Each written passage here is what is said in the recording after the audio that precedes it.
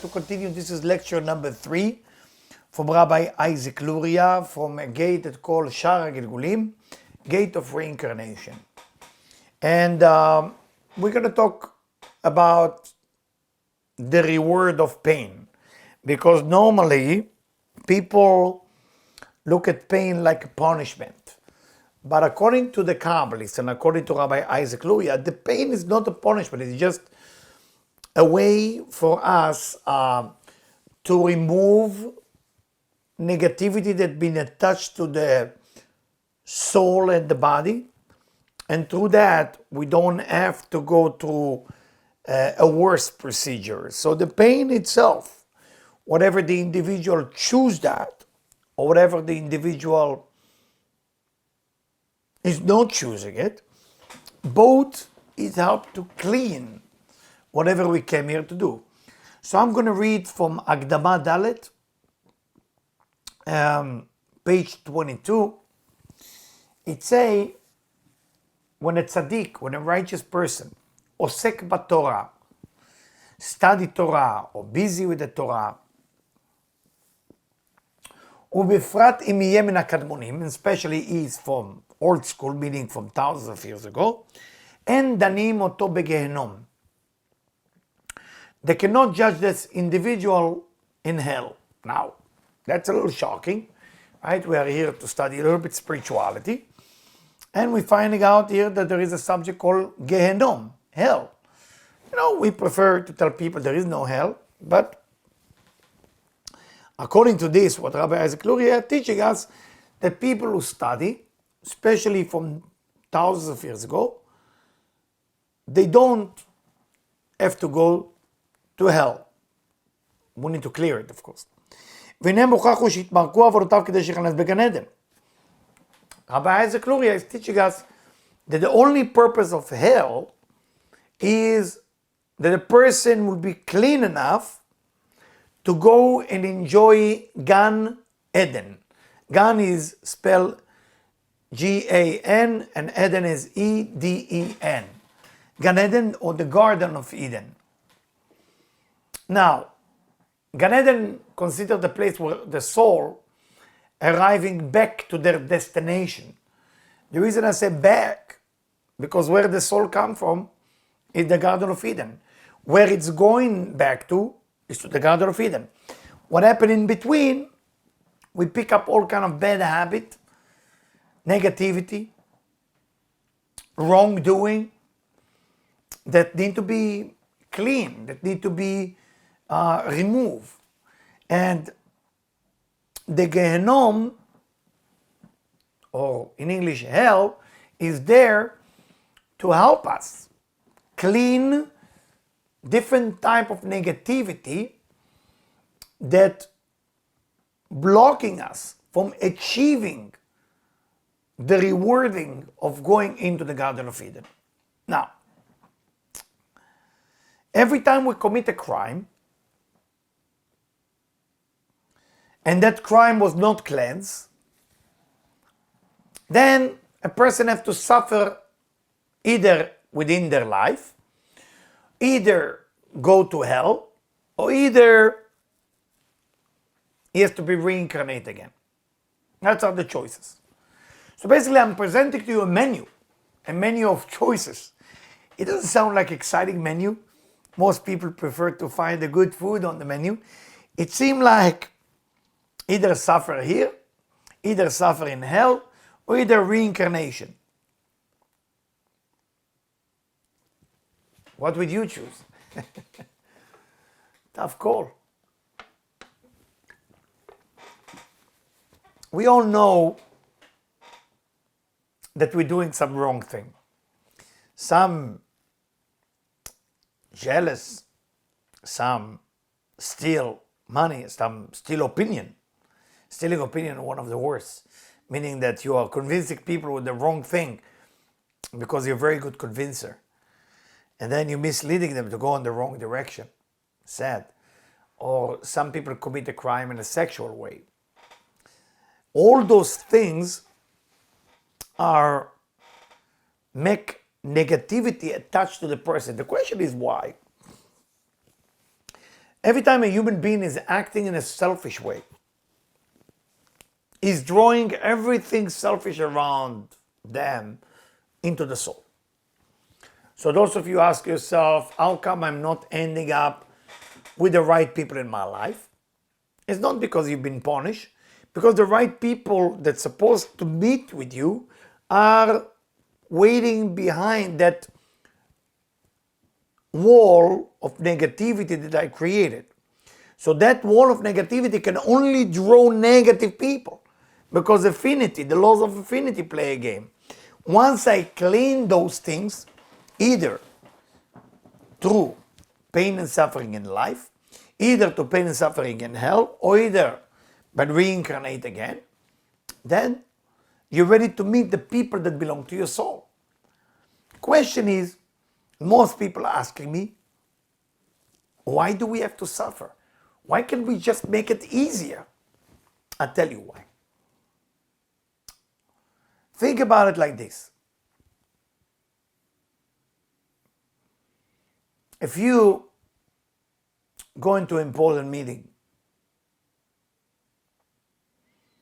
and your jacket, your blazer, your pants get dirty,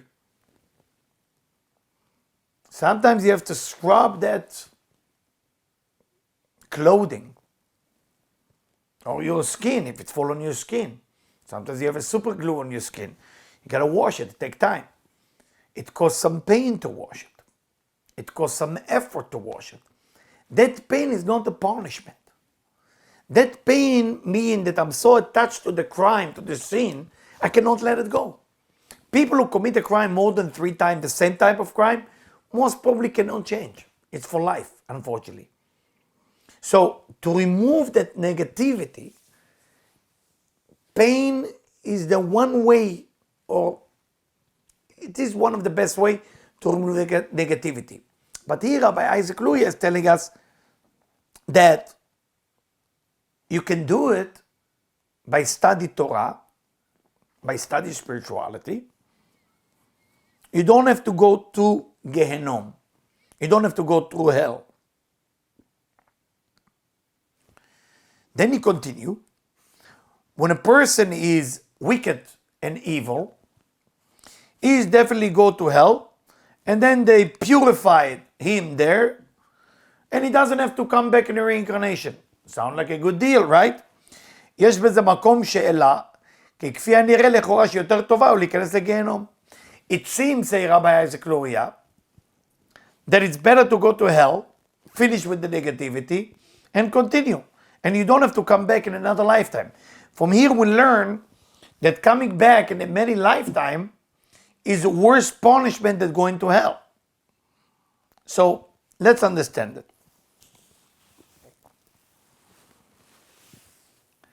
A wicked person who coming to this lifetime again and again is in danger. Because we carry within our soul every negative behavior that we did from another lifetime. It's not a coincidence when a person cannot overcoming a certain negativity. It's like addiction. Cannot let go. Cannot let go of that. Cannot let go.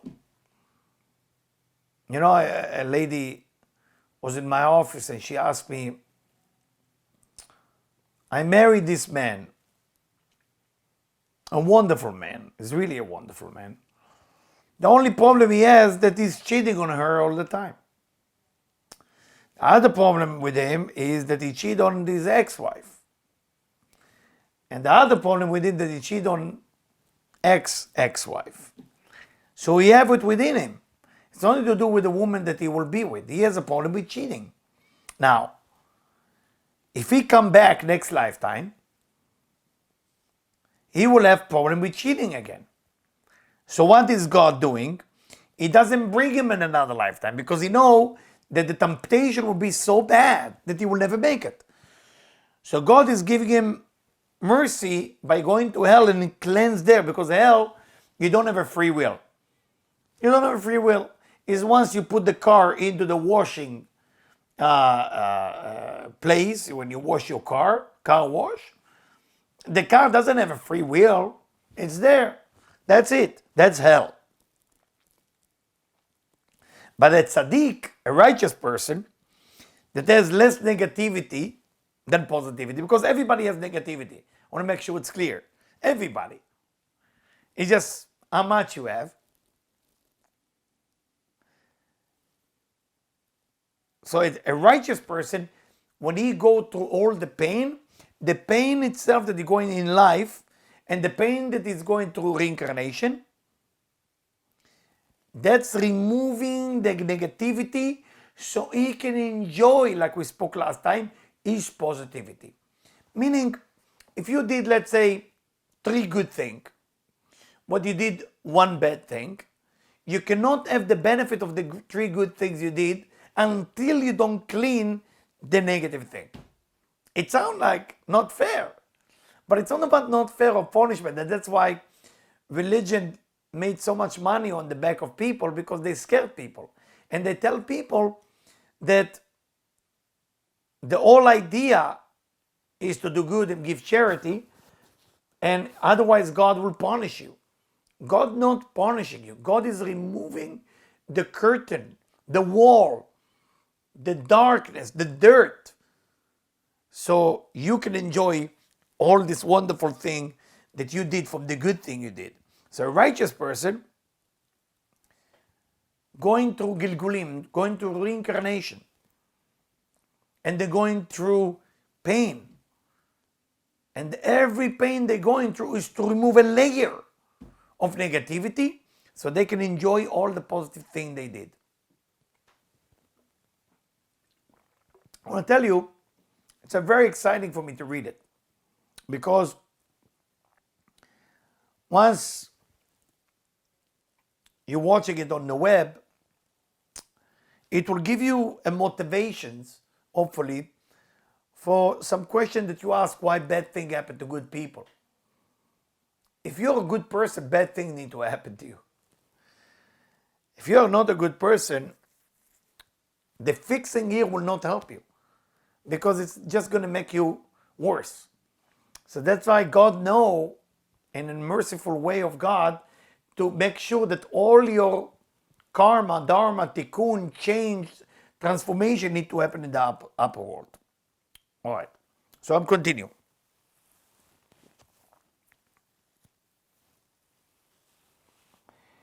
So he say, Gilgul Rav Sheshet, reincarnation of a rabbi by the name of Rav Sheshet. And he writes like that. Who was the reincarnation of Rav Sheshet? And why is it important for us to know? I will tell you in a second. He say he was Baba ben Buta Achasid. That's his name before. And he was the student of Shammai. Shammai was a rabbi, a Kabbalist that was very rough, very tough. Different than Hillel. Okay? So,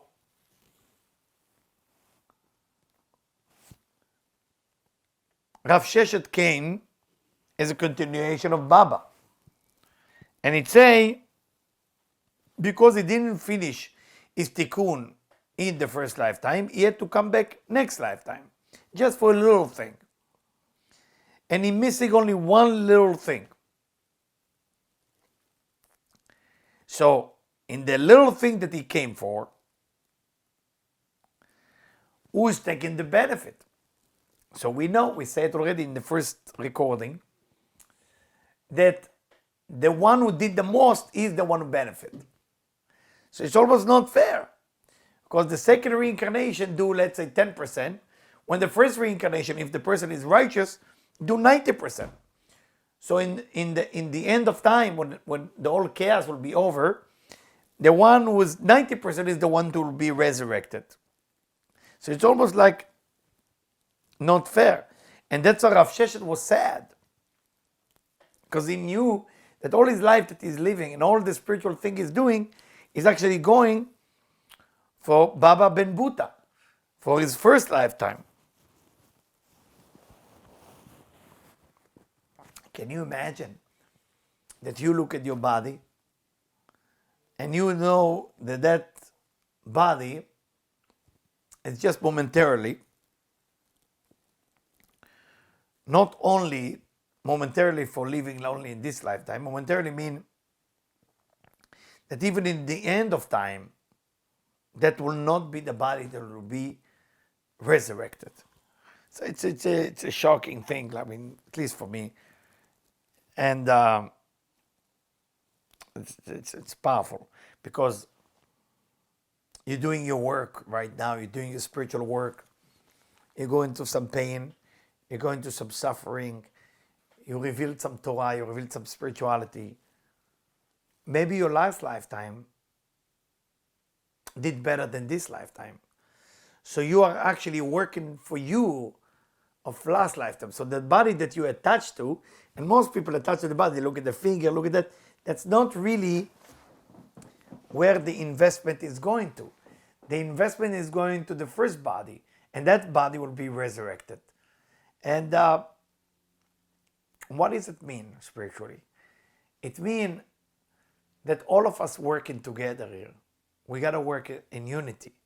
And I remember in one of the books that I wrote, I said the difference between separation and unity is that separation, that everybody is going on the right direction, but everybody want to get a credit for that. And unity, everybody is going on the wrong direction. Everybody's going on the wrong direction, but they try to help each other to make a better choice. So the difference between unity and separation is the ego that get involved. But if we work together and we understand that we're not better than the other person, we are just in it together, and we're supposed to do it together, then things will change. I would like to continue and read from the book. So, what is exactly Rabbi Isaac Luria want us to understand from it? Again, those of you who don't know Rabbi Isaac Luria, he died when he was 38 years old. He had kidney stone almost all his life. He had hernia, he had pain, unbelievable pain. The idea of Rabbi Isaac Luria, he knew that he has a mission. His mission was to reveal the wisdom of Kabbalah as we understanding it today, what we call the Luriani, Rabbi Isaac Luria's Kabbalah style. So he came to do it. So normal people would ask, hey, I'm Rabbi Isaac Luria, where's my benefit? Well, the benefit is there. The benefit that you are capable of doing that.